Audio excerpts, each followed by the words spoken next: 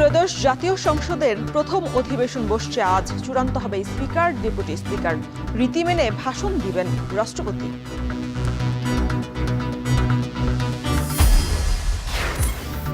বিমানের 5 পাইলটের বিরুদ্ধে নথি জালিয়াতি সহ নানা অনিয়মের অভিযোগ। মানা হয়নি গ্রাউন্ডেড রাখার সুপারিশ। তদন্ত নিয়ে নিশ্চুপ সিভিল এভিয়েশন।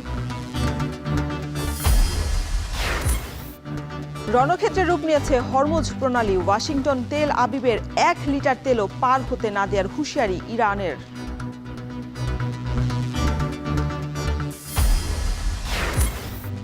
এবং দখল দূষণে মৃতপ্রায় বরিশাল নগরীর সব খাল। 22টির মধ্যে টিকে আছে মাত্র 5 থেকে 6টি।